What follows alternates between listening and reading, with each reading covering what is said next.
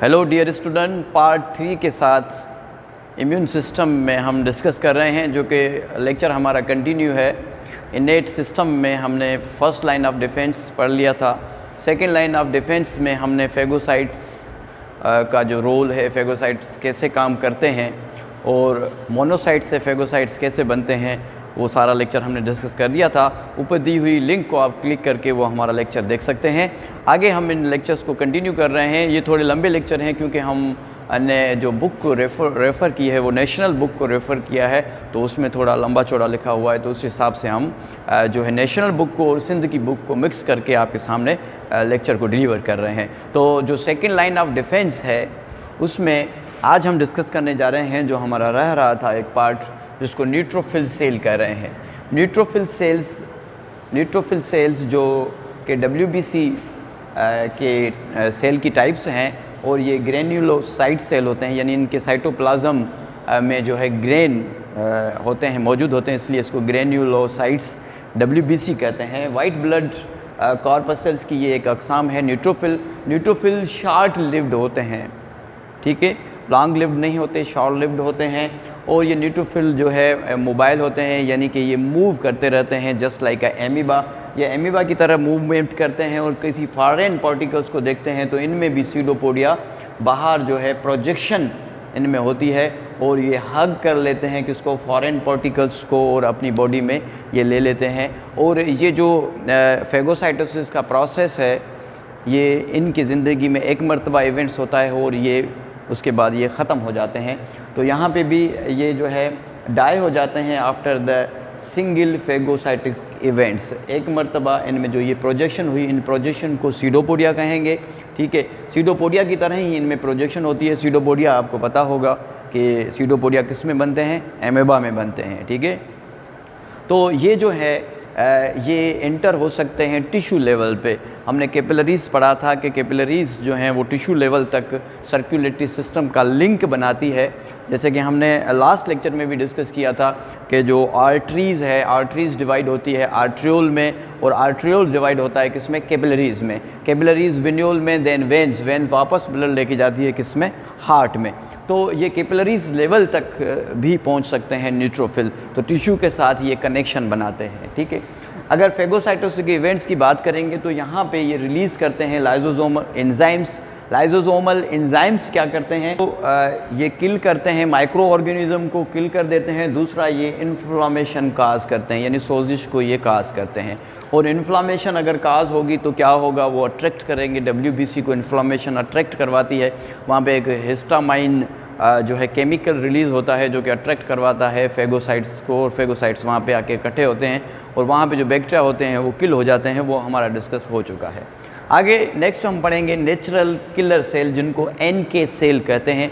ये भी second line defence का हिस्सा है, ठीक है, जिसको कि साइटोटॉक्सिक सेल भी कहते हैं, साइटोटॉक्सिक T सेल भी इनको कहते हैं, ठीक। इन्वेडेड माइक्रोब्स हैं, उन पे ये डायरेक्टली अटैक नहीं करते, ठीक है।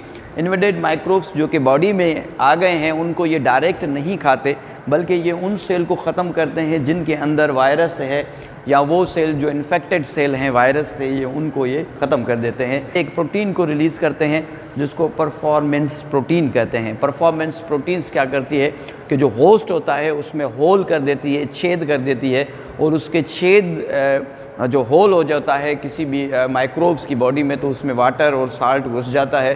पैसिवली इसमें डिफ्यूजन होती है और आखिरकार बिलफर्ज वो जो माइक्रोब्स है जो बॉडी में घुस गया था वो फट जाता है और ख़त्म हो जाता है, ठीक है। तो ये परफॉर्मेंस जो प्रोटीन है वो होल करती है, और होल क्या करता है, अलो the passive diffusion of the certain apoptotic protein. उस प्रोटीन को कहते हैं क्या, ग्रेन एंजाइम उस प्रोटीन को कहते हैं जो कि एपोप्टिक ग्रेन एंजाइम है। इसको फर्दर हम डिटेल में देखते हैं according to national book. Protective protein of complement system, ये जो प्रोटेक्टिव प्रोटीन बन रही है क्योंकि ये प्रोटेक्शन कर रही है, तो इसके क्या काम है इसको हम डिटेल में देखते हैं। इस प्रोसीजर को हम आगे लेके जा रहे हैं, जो कि प्रोटीन 30 टाइप्स की प्रोटीन, स्मॉल प्रोटीन पाई जाती हैं ब्लड के अंदर। जो कि प्रोटेक्टिव प्रोटीन्स हैं वो इनएक्टिव फॉर्म में सर्कुलेट कर रही होती हैं ब्लड में, ठीक है।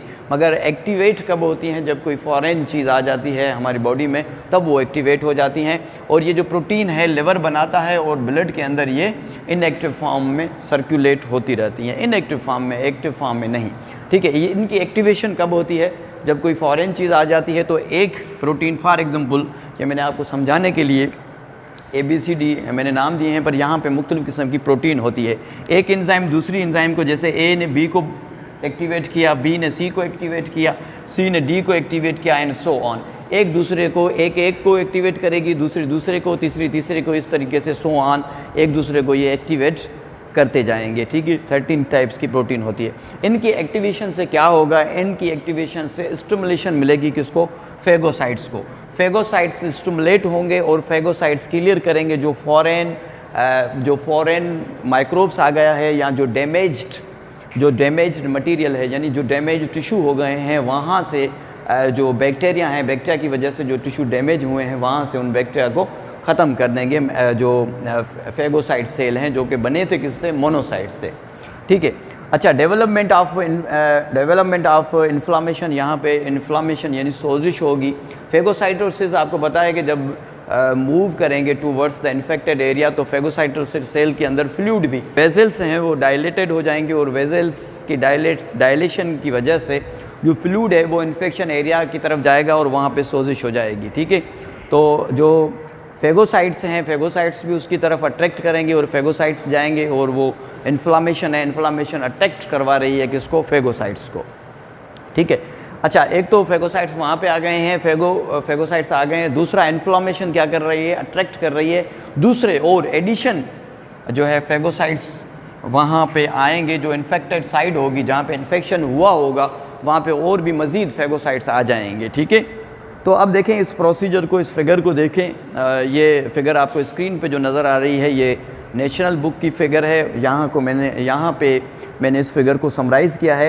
ये जो एक पीस मैंने बनाया है, ये बैक्टीरिया है। बैक्टीरिया जब इन्वेडेड हो जाएगा लिविंग इंडिविजुअल के अंदर, तो प्रोटीन जो है कंप्लीमेंट प्रोटीन रिलीज़ होगी।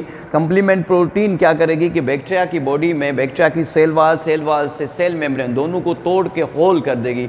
जैसे ड्रिल मशीन से हम होल करते हैं किसी भी दीवार में, तो बैक्टीरिया में ऐसे होल हो जाएगा उसकी सेल वाल में, सेल वाल से सेल मेम्ब्रेन में। ये जो ब्लैक कलर के मैंने सर्किल बनाए हैं, ये बैक्टीरिया की जो सेल वाल है उस पर होल हो गए हैं। जब बैक्टीरिया की सेल वाल में होल हो जाएंगे तो क्या होगा कि पैसिव डिफ्यूजन होगी, ठीक है। साल्ट्स और वाटर जो है वो मूव करेंगे from outside to the inside. Bacteria की बॉडी में साल्ट और वाटर जब चले जाएंगे तो जो बैक्टीरिया की बॉडी है वो स्विल हो जाएगी और इवेंचुअली ये बर्स्ट हो जाएगी और बैक्टीरिया ख़त्म हो जाएगा। तो ये जो सारा प्रोसीजर है कि बैक्टीरिया जब अटैक कर रहे हैं और प्रोटीन एक ऐसी रिलीज़ हो रही है जो कि जो माइक्रोब्स है उनकी बॉडी में होल कर रही है, और होल की वजह से जो वाटर और साल्ट हैं उसकी बॉडी में, जो माइक्रोब्स है उसकी बॉडी में एंटर कर रहे हैं। बहुत ज़्यादा साल्ट्स और वाटर जब उसकी बॉडी में, माइक्रोब्स की बॉडी में जब चले जाएंगे तो आप देख रहे हैं कि जो माइक्रो ऑर्गेनिज़म यानी कि बैक्टीरिया है वो बर्स्ट हो जाएगा। Thank you so much.